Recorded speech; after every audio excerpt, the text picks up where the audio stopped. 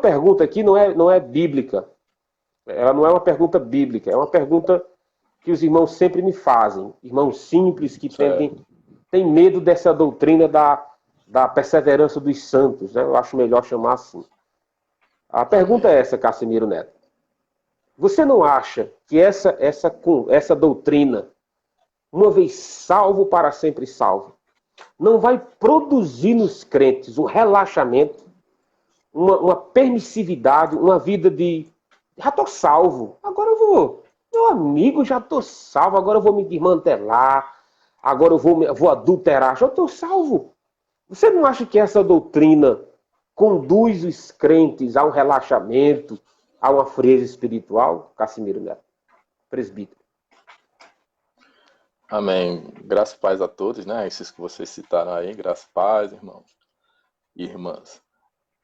Seguinte, você falou que eu tô defendendo, né? Eu tô defendendo com unhas e dentes essa doutrina, mas na verdade quem defendia eram os apóstolos, era o Senhor Jesus Cristo, os apóstolos. Tanto é, Paulo, que essa é a acusação, por exemplo, que faziam ao apóstolo Paulo, né? Lá em Romanos, o apóstolo, falando à igreja de Romanos, ele pergunta: então vocês dirão, então vamos pecar para que a graça de Deus abunde, né?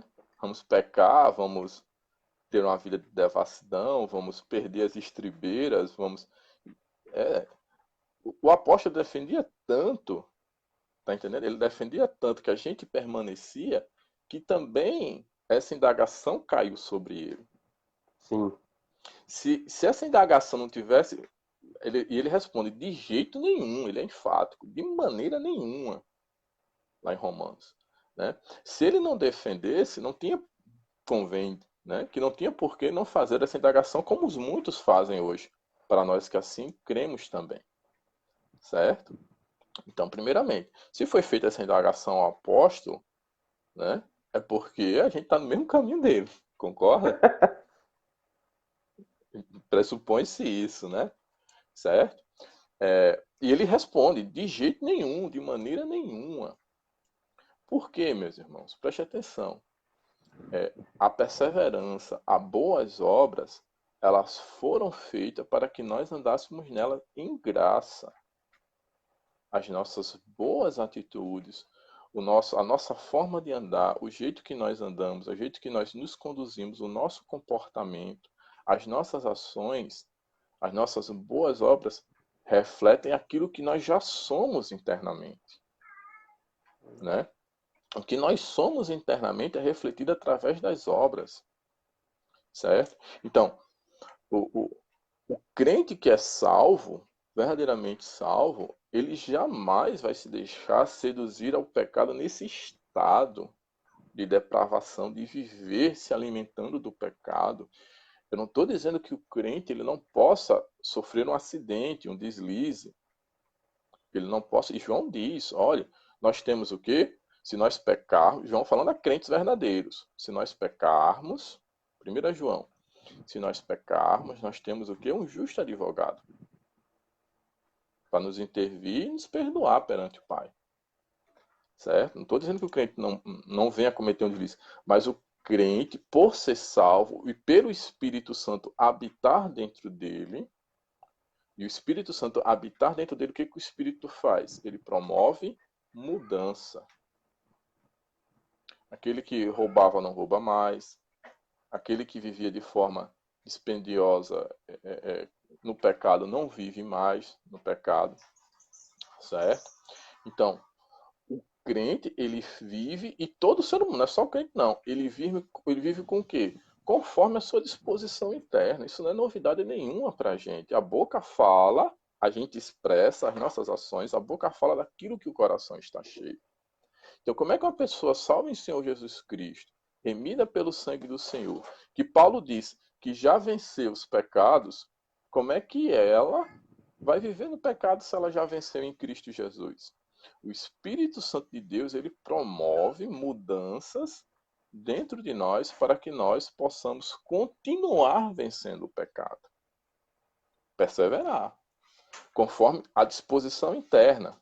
O que é a disposição interna? O amor de Jesus Cristo derramado em nossos corações através do Santo Espírito. A nós foi dado uma dádiva, irmãos. Presta atenção, a nós foi dado uma dádiva tão grande que era esperado pelo pessoal do Antigo Testamento, pelos profetas, por Moisés, por o derramar do Espírito Santo de Deus dentro de nós. Né? Esse selo de garantia. Paulo diz que é um selo, que é uma garantia que Deus pôs em nós. Né? E eles esperavam, e eles ficavam ansiosos para que a profecia de Joel se cumprisse, para que a lei estivesse agora aonde? Que a vontade de Deus, que os preceitos de Deus, que as verdades de Deus estivessem aonde? Em tábuas de pedra? Não. Nos corações dos homens. É assim que diz a palavra. Então, o homem, ele age conforme aquilo que ele tem no seu caráter, no seu coração. E quem é que transforma o caráter? A obra remidora de Jesus Cristo, o Espírito Santo de Deus. Então, não tem como um crente que é salvo ele ter essa atitude de pecaminosa, de viver no pecado. Se ele assim o fizer, o que está demonstrando? Que ele não é salvo. Sim. Na verdade, ele está usando, olha só a dificuldade, o problema. Ele está usando da doutrina para pecar. Está usando de desculpa, pelo amor de Deus. Né? É aquela velha história lá de Tiago. Olha, as obras seguem a fé. Elas se expressam através da fé. Certo? Entendi. No caso você está dizendo o seguinte, que uma pessoa que tem uma vida dúbia entre aquilo que fala, né, e aquilo que faz, na verdade, aquilo que ela faz identifica sua fé. É exato? Não, eu sou um salvo, já que eu sou um salvo, eu vou viver em pecado. Já estou salvo mesmo? Não, meu querido. Se você deseja viver em pecado, você precisa ser salvo. A pergunta que deve ser feita é, você foi salvo de quê? Se você ainda quer viver em pecado, você foi salvo de quê? Ora, você foi salvo justamente das garras do pecado. Daí você tem que fugir. Então, se essa doutrina da perseverança dos santos traz a você medo, não, eu sou mais viver temeroso, porque eu vou conseguir ser perseverante, do que eu ter a certeza e relaxar. Meu amigo, se você relaxa, é porque você não tem a certeza. Porque se você tiver a certeza da salvação, você anseia obedecer a Deus e guardar a sua palavra. Pelo contrário, né, pastor? Eu acho que essa doutrina ela nos traz a segurança, em vez de medo. Né? Ela nos traz a segurança de que nós iremos perseverar não por nós, mas pelo Espírito Santo de Deus em nosso coração. Né? Então, que nós iremos continuar, ela nos traz certeza. Né? Em vez de a gente ficar vagueando de um lado para o outro, tô salvo, não tô salvo, não tô. Outra coisa interessante de falar aos irmãos é que isso não é uma questão de sentir. Né? Porque uma vez eu já defendi isso e uma pessoa veio dizer, mas eu senti que em certo momento Deus não falava mais comigo. Deus...